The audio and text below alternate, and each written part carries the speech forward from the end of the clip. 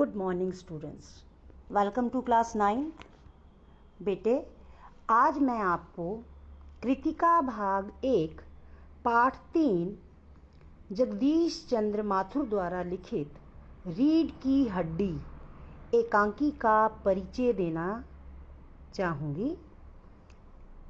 सबसे पहले मैं आपको ये स्पष्ट करना चाहूँगी कि एकांकी क्या होता है, जिसमें केवल एक अंक हो। दृश्य काव्य या नाटक भी इसे कहते हैं, अर्थात जिसमें कई दृश्यों का एक ही अंक हो, अर्थात इंग्लिश में से बोलते हैं वन एक्ट प्ले। बच्चों, रीढ़ की हड्डी एक सामाजिक एकांकी है। इस एकांकी में लेखक ने समाज की रूढ़ियों पर प्रहार किया है। गोपाल प्रसाद अपने बेटे शंकर के लिए कम पढ़ी लिखी किंतु अत्यंत सुंदर बहू चाहते हैं। वे यह भी चाहते हैं कि लड़की प्रत्येक कार्य में निपुण हो, उसे गाना बजाना, सिलाई कढ़ाई, बुनाई और अन्य सभी कार्य भी आते हों। वे उमा से तरह तरह के सवाल पूछते हैं। उनमें लड़के का पिता होने का पूरा अभिमान है, या दूसरे शब्दों में कह सकते हैं कि ऐंठ है। वे चाहते हैं कि लड़की सर्वगुण संपन्न हो, किंतु एकांकी के अंत में पता चलता है कि उनका अपना लड़का शंकर तो किसी प्रकार भी पूर्ण नहीं है। वह चरित्रहीन तो है ही, साथ ही शारीरिक दृष्टि से भी अपंग है तथा पूर्ण रूप से अपने पिता पर आश्रित है।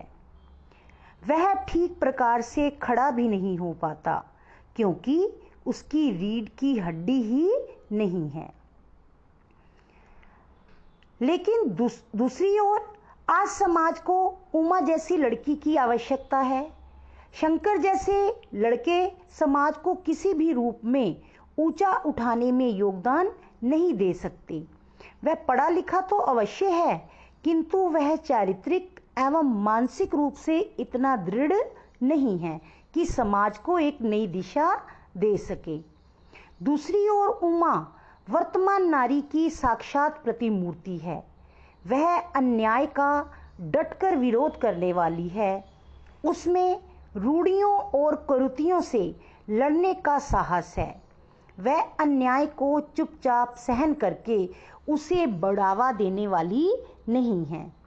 वह लड़का और लड़की के भेदभाव को समाप्त कर देना चाहती है। वह स्पष्ट करती है कि रिश्ता तय करते समय लड़की से तरह तरह के सवाल पूछकर उसे अपमानित करना उचित नहीं है। उमा समाज को एक नई दिशा देने में सक्षम है। अतः आज समाज को उमा जैसे व्यक्तित्व की जरूरत है।